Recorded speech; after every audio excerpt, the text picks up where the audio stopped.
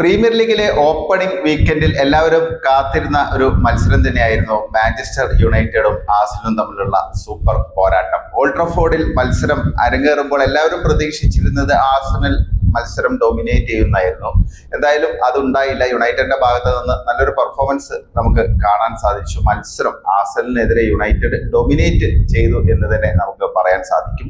Result യുണൈറ്റഡിന് പ്രതീക്ഷിച്ച രീതിയിലേക്ക് കൊണ്ടുവരാൻ പറ്റിയില്ല. മത്സരം പരാജയപ്പെട്ടു, ഒരു ഗോളിന് പരാജയപ്പെട്ടു. പക്ഷെ അതൊരു മിസ്റ്റേക്കിൽ നിന്നാണ് ആ ഗോള് വന്നത്. അൽതൈ ബൈന്ദിർ എന്ന് പറയുന്ന ഗോൾ കീപ്പറുടെ ഒരു വീക്ക് പഞ്ച്, വളരെ സിമ്പിൾ ആയിട്ട് തന്നെ അത് സ്കോർ ചെയ്യാൻ കലഫിയോറയ്ക്ക് സാധിച്ചു. അപ്പം അത് മാറ്റി നിർത്തുകയാണെങ്കിൽ യുണൈറ്റഡിന്റെ പെർഫോമൻസ് ഔട്ട്സ്റ്റാൻഡിംഗ് ആയിരുന്നു എന്ന് പറയേണ്ടി വരും. കാരണം കഴിഞ്ഞ സീസണിൽ അത്രയ്ക്കും സ്ട്രഗിൾ ചെയ്തൊരു ടീമിനെ കംപ്ലീറ്റ് ചേഞ്ച് ചെയ്ത് കൊണ്ടുവരാനുള്ള ഒരു പ്രതീക്ഷ അമോറിം ഉണ്ടാക്കിയിട്ടുണ്ടെന്നുള്ള കാര്യത്തിൽ സംശയമില്ല. പ്രത്യേകിച്ച് എംബുഎമയും പിന്നെ അതുകൂടാതെ മത്തേയൂസ് കൂഞ്ഞയും ചേർന്നുള്ള ആ ഒരു സഖ്യം അത് ഒന്ന് വർക്കൗട്ട് ചെയ്ത് കുറച്ച് ദിവസം കൂടെ കഴിയുമ്പോൾ അതിന്റെ ഒരു റിസൾട്ട് ഉണ്ടാവുമെന്നാണ് പ്രതീക്ഷിക്കുന്നത്. കാരണം അവർ തമ്മിലുള്ള ലിങ്ക് പ്ലേ കുറച്ചും കൂടെ സ്ട്രോങ് ആവുകയാണെങ്കിൽ ആ ഒരു ഏകോപനം വേറൊരു ലെവലിലേക്ക് എത്തുകയാണെങ്കിൽ അതിന്റെ റിസൾട്ട് ഉണ്ടാവുമെന്നാണ് പ്രതീക്ഷിക്കുന്നത്. കൂഞ്ഞയുടെ പെർഫോമൻസ് ഒരു രക്ഷയുമില്ല. കാരണം ഇത്രയും വർക്ക് റേറ്റ് ഉള്ള, ഇന്റലിജന്റ് ആയുള്ള, ഹാർഡ് വർക്കിംഗ് ആയുള്ള ഒരു പ്ലെയർ തന്നെയാണ് മത്തേയൂസ് കൂഞ്ഞ എന്നുള്ള കാര്യത്തിൽ സംശയം വേണ്ട. എംബുഎമ ആണെങ്കിലും മാക്സിമം ശ്രമിച്ചുകൊണ്ടിരുന്നു.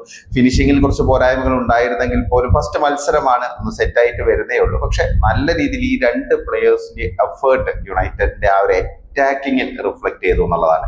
22 ഷോട്ടുകളും 7 ഓൺ ടാർഗറ്റ് ഷോട്ടുകളുമാണ് യുണൈറ്റഡിന്റെ ഭാഗത്ത് നിന്നുണ്ടായത്. 62% പൊസിഷൻ ഉണ്ടായിരുന്നു.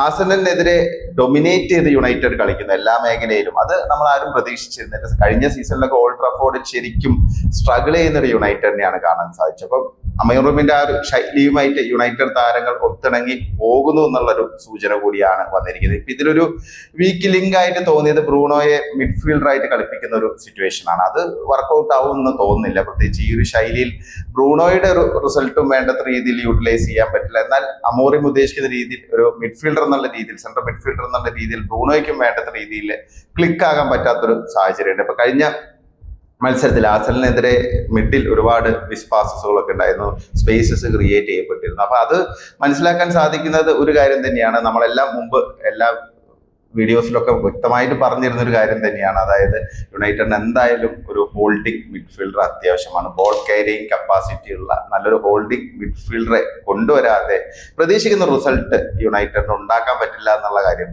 യാതൊരു തർക്കമില്ലാത്തൊരു വിഷയം തന്നെയാണ്. പിന്നെ മറ്റു കാര്യങ്ങളൊക്കെ നോക്കുകയാണെങ്കിൽ ഇപ്പം ഡിഫൻസിന്റെ ഭാഗത്ത് നിന്നും മോശം പെർഫോമൻസ് എന്ന് പറയാൻ പറ്റില്ല യുണൈറ്റഡിന്റെ ഡിഫൻസ്. കാരണം അവര് ആ ഒരു ഗോൾ വന്നതിന്റെ ആ ഒരു ചെറിയ ആശങ്ക ഉണ്ടായിരുന്നു. പക്ഷെ അത് മാറ്റി നിർത്തുകയാണെങ്കിൽ പൊതുവെ നല്ല ഡിഫെൻഡിങ് തന്നെയായിരുന്നു. പ്രത്യേകിച്ച് ഗ്യോക്കറസ് വലിയ ഹൈപ്പുമായിട്ട് വന്നു.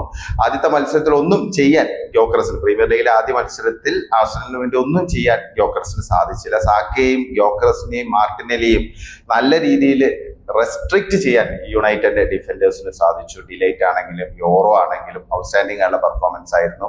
ഇതിലിപ്പം യോറോയുടെ ഡിസ്ട്രിബ്യൂഷൻ കുറച്ചും കൂടെ സ്ട്രോങ് ആവുകയാണെങ്കിൽ, അല്പം കൂടെ ഫാസ്റ്റ് ആവുകയാണെങ്കിൽ അതിനുള്ള റിസൾട്ടും വരുമെന്ന് പ്രതീക്ഷിക്കുന്നു. കാസിമറയുടെ ഭാഗത്ത് നിന്ന് 1-2 നല്ല ലോങ് ബോളുകളൊക്കെ കണ്ടിരുന്നു. അപ്പൊ എംബുഎമ ശരിക്കും ഒരു ഫൈനൽ തേർഡിൽ ആർസണലിന് തലവേദന സൃഷ്ടിച്ചുകൊണ്ടിരുന്നു. ശരിക്കും ഡേവിഡ് റായയുടെ പെർഫോമൻസ് ഇല്ലെങ്കിൽ യുണൈറ്റഡ് വിജയിക്കേണ്ട മത്സരമാണ്. ദോർഗുവിന്റെ ഒരു ഷോട്ട് പോസ്റ്റ് തട്ടിപ്പോയി, മറ്റൊരു ചാൻസും കൂടി ഉണ്ടായിരുന്നു. പിന്നെ അതുകൂടാതെ എംബുഎമയുടെ 1-2 നല്ല ചാൻസ് ഉണ്ടായിരുന്നു. ഒരു ഹെഡർ ചാൻസ് ശരിക്കും ഗോളായെന്ന് വിചാരിച്ചു, പക്ഷെ അത് ഡേവിഡ് റായയുടെ അസാമാന്യ സേവ് ആയിരുന്നു. പിന്നെ അതുകൂടാതെ മത്തേയൂസ് കൂഞ്ഞയുടെ ഒരു ഷോട്ട്, ഒരു ഫിംഗർ ടിപ്പ് സേവിലൂടെ രക്ഷിക്കാൻ ഡേവിഡ് റായക്ക് സാധിച്ചു. അപ്പം കൂഞ്ഞയും പിന്നെ അതുകൂടാതെ എംബുഎമയും ഇവര് ശരിക്കും വർക്കൗട്ട് ആയിട്ട് വരുന്നു എന്നുള്ള സൂചന തന്നെയാണ് നമുക്ക് ലഭിക്കുന്നത്. പിന്നെ ഷെസ്കോ അവസാനമാണ് വന്നത്. കാര്യമായിട്ടുള്ള ഇമ്പാക്ട് ഒന്നും ഉണ്ടാക്കാൻ പറ്റില്ല. പക്ഷെ അടുത്ത മത്സരങ്ങളെ സ്റ്റാർട്ടിംഗ് 11ലേക്ക് സെസ്കോ വരികയാണെങ്കിൽ എംബുഎമ പ്ലസ് കൂഞ്ഞ പ്ലസ് സെസ്കോ ഇതൊരു വലിയ ചേഞ്ച് ഉണ്ടാക്കുമെന്ന് തന്നെയാണ് പ്രതീക്ഷിക്കുന്നത്. പിന്നെ ഗോൾ കീപ്പർ ഒരു വലിയ പ്രോബ്ലം തന്നെയാണ് യുണൈറ്റഡിനെ സംബന്ധിച്ച്. ഇപ്പം ഒനാനെ ആണെങ്കിലും അൽതൈ ബൈന്ദിർ ആണെങ്കിലും സെയിം സിറ്റുവേഷൻ തന്നെയാണ്. കാരണം ബൈന്ദിറിന്റെ ഇന്നലത്തെ ആ ഒരു വീക്ക് പഞ്ച് ശരിക്കും ഒരു പ്യുവർ മിസ്റ്റേക്ക് തന്നെയായിരുന്നു. കാരണം കലഫിയോറയ്ക്ക് ഗോൾ അടിക്കാൻ പാകത്തിൽ ആ ബോൾ ജസ്റ്റ് ഒന്ന് ഫീബിൾ ആയിട്ടാണ് പുഷ് ചെയ്തത്. നമ്മൾ ഇതേ മത്സരത്തിൽ തന്നെ ബ്രൂണോ ഫെർണാണ്ടസിന്റെ ഒരു ഫ്രീ കിക്ക് എങ്ങനെയാണ് ഡേവിഡ് റായ പഞ്ച് ചെയ്ത് കളഞ്ഞതെന്നുള്ളത് കണ്ടു. അപ്പൊ അത് ആ ഡിഫറൻസ് അറിയാം. ഗോൾ കീപ്പിംഗ് സ്റ്റാൻഡേർഡ് യുണൈറ്റഡിന്റെ അപ് ടു ദ മാർക്കല്ല. അപ്പൊ നല്ലൊരു ഗോൾ കീപ്പർ, ഒരു ഗോൾ കീപ്പറല്ല 2 ഗോൾ കീപ്പർ വേണ്ട ഒരു സാഹചര്യമാണ് ഇപ്പൊ നിൽക്കുന്നത്. എന്തായാലും ഒരു ഗോൾ കീപ്പർ അത്യാവശ്യമാണെന്നുള്ള കാര്യത്തിൽ സംശയമില്ല. ഹോൾഡിംഗ് മിഡ്ഫീൽഡർ പ്ലസ് ഒരു പ്രോപ്പർ ഗോൾ കീപ്പർ, ഇതില്ലാതെ മുന്നോട്ട് പോകുമ്പോൾ ഇതുപോലെയുള്ള നെഗറ്റിവിറ്റി ഉണ്ടാവും. അതായത് നന്നായിട്ട് കളിച്ചിട്ടും റിസൾട്ട് നേരെ തിരികെ വരുന്ന ഒരു സാഹചര്യമൊക്കെ ഉണ്ടാവാനുള്ള ഒരു സ്കോപ്പ് ഉണ്ട്. അപ്പൊ അമോറിം വളരെ കോൺഫിഡന്റ് ആണ്, യുണൈറ്റഡ് ഫാൻസ് വളരെ കോൺഫിഡന്റ് ആണ്. കാരണം ഇനിയുള്ള മത്സരങ്ങൾക്ക് വലിയൊരു ഊർജം പകരുന്ന ഒരു പെർഫോമൻസ് തന്നെയാണ്. ഒരു സമനില യുണൈറ്റഡ് ഏറ്റവും ചുരുങ്ങിയത് യുണൈറ്റഡ് ശരിക്കും അവർ ഡിസേർവ് ചെയ്തിരുന്നു. വിജയം കിട്ടിയിരുന്നെങ്കിൽ തന്നെ അതൊരു അത്ഭുതമായി മാറില്ലായിരുന്നു. അപ്പൊ എന്തായാലും യുണൈറ്റഡിന്റെ ആദ്യത്തെ പെർഫോമൻസ് ഔട്ട്സ്റ്റാൻഡിങ് തന്നെയാണ്. കാരണം ഈ ടീം സെറ്റായി വരുന്നു എന്നുള്ള സൂചന തന്നെയാണ്. കാരണം ആറ്റിറ്റ്യൂഡ് പ്ലേയേഴ്സിന്റെ നല്ല രീതിയിൽ മാറിയിട്ടുണ്ട്. ഒരു പോസിറ്റീവ് ഫുട്ബോളിലേക്ക് യുണൈറ്റഡ് മാറുന്നു എന്നുള്ളതാണ്. അപ്പൊ ഇനിയുള്ള മത്സരങ്ങളും ആ ഒരു പെർഫോമൻസ് ആണ് എല്ലാവരും പ്രതീക്ഷിക്കുന്നത്.